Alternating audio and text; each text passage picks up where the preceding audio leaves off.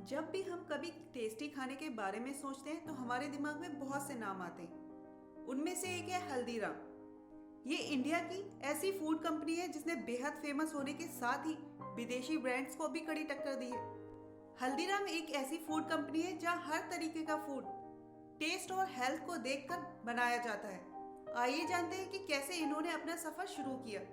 एक छोटी सी मिठाई की दुकान से शुरुआत करने वाला हल्दीराम आज पूरी दुनिया में 80 से ज्यादा देशों में अपने पांव जमा चुका है। हल्दीराम कंपनी की फाउंडेशन बीकानेर में रहने वाले गंगा प्रसाद अग्रवाल ने साल 1941 में रखी।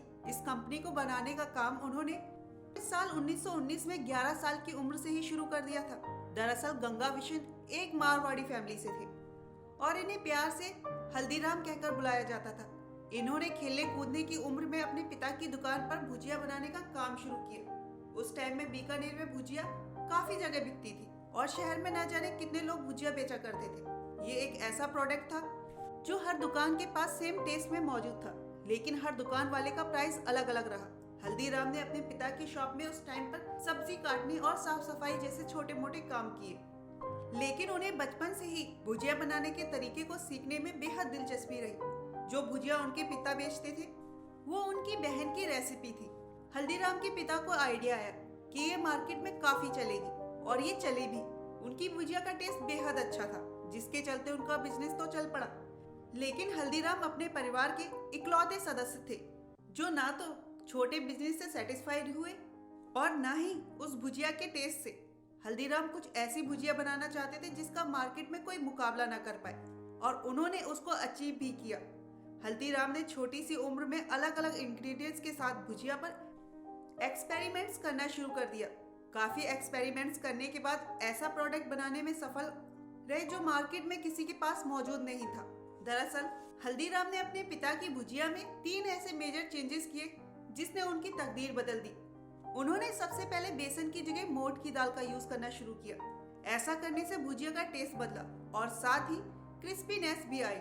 ये मार्केट की भुजिया से बिल्कुल डिफरेंट बन गई। इसके अलावा वो था पैसों में बदलाव और सबसे लास्ट में उन्होंने अपनी भुजिया का नाम बीकानेर के महाराजा के नाम पर डोंगर सेब रखा और ये नाम उनके लिए ब्रांड एम्बेसडर की तरह साबित हुआ।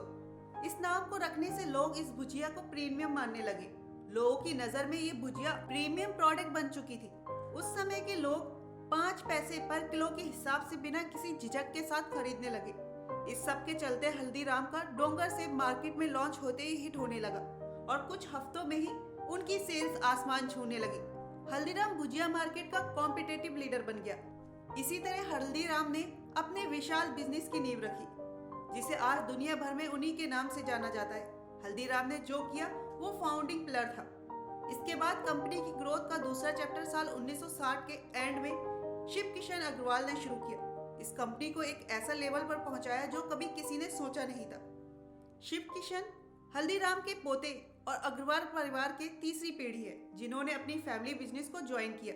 उस टाइम पर अग्रवाल फैमिली 3 अलग अलग हिस्सों में बट चुकी थी, जिसके बिजनेसेस बीकानेर, कोलकाता और नागपुर में थे। इसमें कोलकाता और बीकानेर का बिजनेस तो अच्छा चल रहा था, लेकिन नागपुर के अंदर शिव किशन को बहुत स्ट्रगल करना पड़ा, क्योंकि इस समय सिर्फ नागपुर में ही नहीं पूरे महाराष्ट्र में भुजिया की कोई डिमांड नहीं थी। जिसके चलते उन्होंने मार्केट में रिसर्च की और ये जानने की कोशिश की कि महाराष्ट्र के लोगों को क्या खाना पसंद है।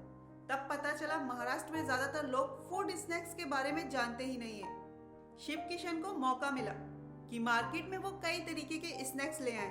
इसके अलावा उन्हें दूसरी अपॉर्चुनिटी स्वीट्स मार्केट में नजर आई, जहां उन्होंने देखा महाराष्ट्र में स्वीट्स के नाम पर कुछ ही डिशेज है और उसी समय उन्होंने डिसाइड किया वो महाराष्ट्र में अलग अलग स्टेट्स की स्वीट्स को बेचेंगे। अपनी स्वीट्स का प्रमोशन करने के लिए उन्होंने उनकी शॉप पर जो भी कस्टमर आता वो उसे फ्री में सैंपल देते। उनकी इस मार्केटिंग स्ट्रेटेजी से कुछ ही समय में पूरे महाराष्ट्र में उनकी स्वीट्स फेमस हो गई। शिव किशन की मार्केटिंग स्ट्रेटेजी के चलते 3 साल के अंदर ही हल्दीराम की सेल्स 400% बढ़ गई और धीरे धीरे करके नए नए प्रोडक्ट अपनी फूड लिस्ट में ऐड करते रहे। इसकी वजह से हल्दीराम की सेल्स लगातार नई नई ऊंचाइयां छूने लगी। इस बात में कोई शक नहीं कि हल्दीराम को ऊंचाइयों पर पहुंचाने में शिव किशन का अहम योगदान रहा, लेकिन जिसने हल्दीराम को इससे भी ज्यादा बुलंदियों पर पहुंचाया वो शिव किशन नहीं बल्कि अग्रवाल परिवार के दूसरे सदस्य मनोहर लाल अग्रवाल, जिन्होंने बिजनेस को आगे बढ़ाने के लिए नई स्ट्रेटेजी अपनाई जो हल्दीराम की सक्सेस में एक बड़ा गेम चेंजर साबित हुई। जिस समय में कोई ब्रांड पैकेजिंग पर ध्यान नहीं देता था, ऐसे में उन्होंने अपने ब्रांड को पॉपुलर बनाने के लिए हल्दीराम की ब्रांडिंग के साथ साथ बेहतरीन पैकेजिंग इस्तेमाल की ताकि कस्टमर्स को ऐसा लगे कि वो मार्केट से किसी ट्रस्टेड प्रोडक्ट को खरीद रहे हैं। उनके ऐसा करते ही न सिर्फ लोगों में ब्रांड अवेयरनेस बढ़ी बल्कि उनके बिजनेस के लिए भी काफी फायदेमंद साबित हुआ। और इसके साथ ही इन्होंने बड़े बड़े शहरों में अपने स्टोर्स के आउटलेट खोलना शुरू कर दिए, जिसके चलते हल्दीराम की सक्सेस कई गुना बढ़ गई और देखते ही देखते उनका ये बिजनेस पूरे भारत में फैल गया।